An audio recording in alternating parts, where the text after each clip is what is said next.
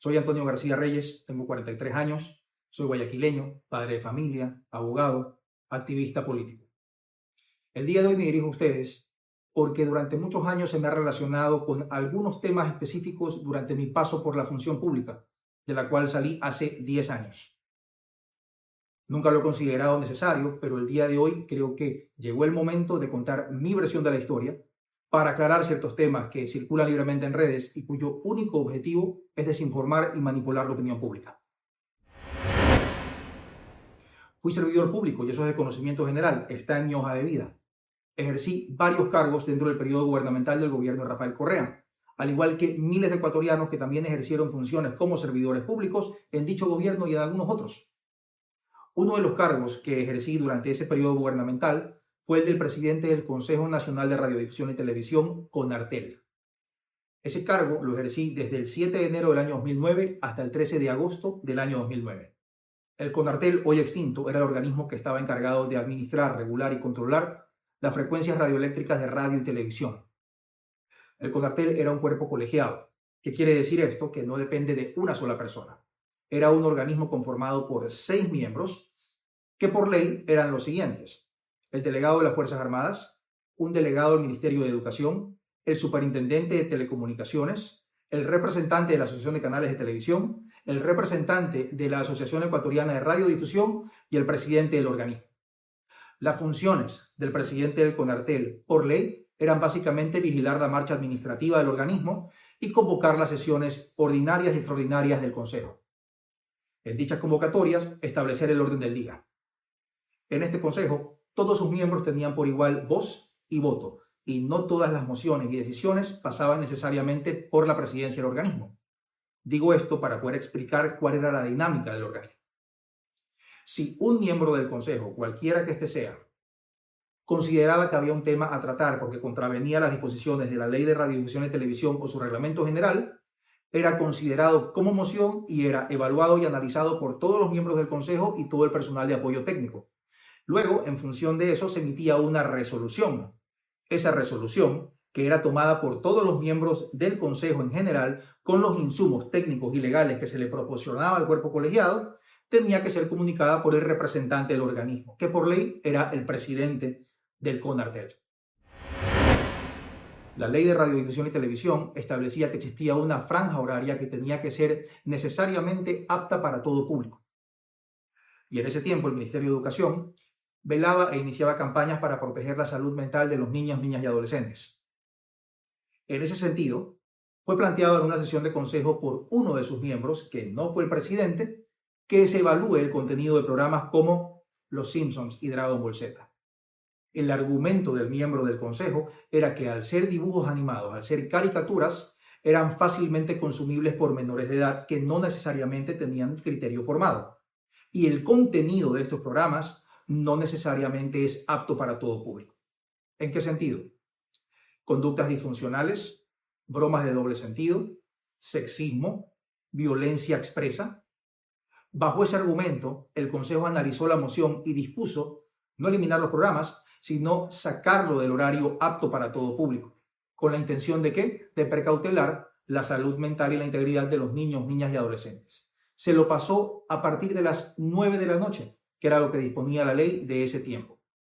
La resolución del Consejo, obviamente, fue comunicada por el presidente del organismo. Sin embargo, el proceso de toma de esa decisión inició por la motivación de otro miembro del Consejo, como muchas más que se dieron en su tiempo. Vamos más allá. Hagan responsablemente su trabajo. ¿Quieren saber cuáles fueron las actuaciones de los miembros del Consejo en esa época? Pidan las actas.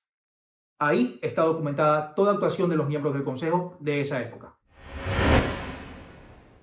Otro tema que ha quedado posicionado en la opinión pública, gracias a los medios y periodistas que se han encargado de desinformar y manipular los datos y la información, es que se me vincula con el cierre de Teleamazonas. Me permito explicar un poco para que tengan contexto de cómo funcionaba el tema. La Ley de Radiodifusión y Televisión y su reglamento establecía normas y disposiciones específicas que tenían que cumplir los medios de comunicación, tanto las radios, los canales de televisión abierta y las cableoperadoras. Existían también disposiciones de prohibición expresa, que al incurrir en ellas los medios de comunicación eran sujetos de sanciones administrativas que derivaban en multas económicas, multas pecuniarias. La ley también establecía que la reincidencia en el cometimiento por parte de los medios en estas infracciones administrativas podía llevar a una eventual sanción de un cierre o suspensión de transmisión de hasta 90 días a disposición de la autoridad.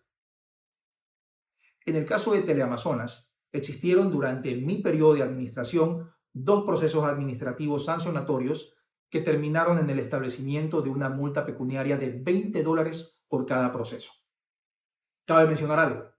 En ese periodo de gestión también fueron sancionados en su momento otros medios como Ecuavisa, RTS, Ecuador TV, TC Televisión, Gama TV, Canal 1, así como canales locales y cableoperadores. La única diferencia con Teleamazonas es que sus temas fueron politizados y no fueron politizados por el presidente del organismo en ese tiempo. Mi rol en el CONARTEL era eminentemente administrativo y técnico. Yo no era un actor o un partícipe de la política activa en ese tiempo. Un dato que es importante y que nadie lo señala es cuándo fue la fecha de suspensión de transmisión de Teleamazonas. Teleamazonas fue suspendido del 23 de diciembre del 2009 hasta el 25 de diciembre del 2009. Y esta suspensión se dio por disposición de la Superintendencia de Telecomunicaciones, que tenía como órgano rector en ese tiempo al Ministerio de las Telecomunicaciones. El Ministerio de las Telecomunicaciones se crea el 13 de agosto del 2009 y la intención, la motivación para crearlo era agrupar todas las competencias de las instituciones relacionadas con las telecomunicaciones en el Ecuador, es decir, CONARTEL, CONATEL, SENATEL, SUPERTEL.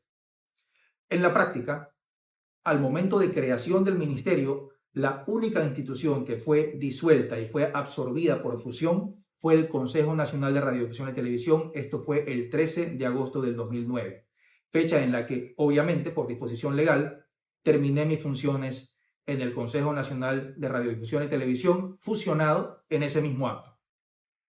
¿Con esto qué quiero decir?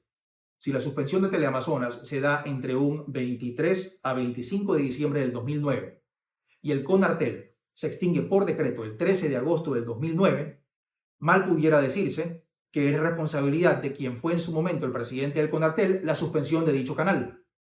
Esto es lo que se ha venido tratando de posicionar desde hace 15 años, con la única intención de generarme una afectación en lo personal y una afectación en lo político cuando las circunstancias lo han ameritado. Pero habiendo dicho esto, invito a todos esos periodistas y todos esos medios que de ahora en adelante digan o reproduzcan que Antonio García fue el funcionario causante del cierre y suspensión de Teleamazonas por ese periodo de tiempo, demuéstrenlo documentadamente, hagan su trabajo de manera responsable. De lo contrario, tendrán que atenerse a las consecuencias legales. Hablemos ahora de mi supuesta vinculación con el correísmo, que es otro de los temas que se ha tratado de posicionar sin una sola prueba fehaciente que demuestre el hecho concreto. Mi salida de la función pública se da formalmente en enero del 2015, hace casi 10 años. Durante esos casi 10 años no he sido perfil del correísmo, no he sido actor político del correísmo, no he sido vocero del correísmo y tampoco tengo vinculación política alguna con el correísmo. Sin embargo, ciertos medios de comunicación y ciertos actores políticos con oscuros intereses han tratado de posicionar lo contrario, sin ninguna evidencia que lo pruebe. Mi postura siempre ha sido que no hay por qué mezclar lo político con lo personal, son dos cosas distintas. Yo no tengo por qué enemistarme con alguien con quien únicamente no coincido en lo político.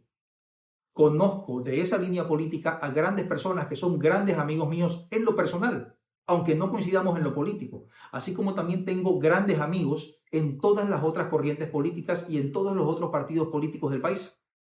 Sin embargo, eso no se lo menciona ni se lo condena porque no es conveniente políticamente. ¿Qué es lo que circula cuando se trata de desinformar y manipular la opinión pública? Son fotos que tengo tomadas en el Palacio de Carondelet en el año 2013. Esto es sencillo. En el año 2013 yo era funcionario público de libre nombramiento y remoción, es decir, era un empleado del Ejecutivo. Y en ese gobierno, así como en todos los demás, existían eventos, celebraciones, protocolos, ceremonias que cumplir. Las fotos que aparecen y circulan cada vez que es conveniente políticamente hacerlo, obedecen a la noche de posesión del tercer mandato del presidente Correa en el año 2013, al cual fuimos invitados formalmente funcionarios públicos de libre nombramiento y remoción, así como también fueron invitados y estuvieron presentes empresarios, representantes de gremios y representantes de los sectores productivos. ¿Con esto qué quiero decir? Esas fotos que tratan de sacar de contexto y con las cuales intentan endilgar una relación personal que en realidad no existe, es una foto que se toma entre un funcionario público de libre nombramiento y remoción y con las personas que coinciden que en ese momento en particular eran sus jefes. No hay ciencia ni nada escondido por detrás. Mi hoja de vida es transparente. Todos los cargos públicos que he tenido el honor de ejercer lo he hecho con responsabilidad, con transparencia, con honradez y con dignidad. Prueba de ello es que a la fecha de hoy no existe un solo proceso en autoridades de control o autoridades judiciales que digan lo contrario. En el ejercicio de mi profesión durante los años he tenido una convicción y esa convicción ha sido siempre el servicio, como sea que esto se vea. Y ese compromiso con el servicio se da en base a ciertos valores y principios que manejo hasta el día de hoy. Con el paso del tiempo, si cometí errores en el pasado, he logrado madurar y he logrado aprender de ellos, sacar la experiencia y sacarle provecho a ese error. Sin embargo, lo que nunca ha cambiado es que cuando las circunstancias me ponen en una posición que me obligue a adoptar una postura que se aleja de mis convicciones y principios, me alejo, doy paso a un costado. Y eso fue lo que ocurrió en mi salida de la función pública en enero del año 2015. Con este video he querido aclarar todas esas falsas informaciones e imprecisiones dolosas que se dicen en contra mía cada vez que es conveniente políticamente hacerlo. Sepan que hasta el día de hoy me quedé callado. De ahora en adelante voy a responder y llegaré hasta las últimas consecuencias para que la verdad salga a la luz. Muchas gracias.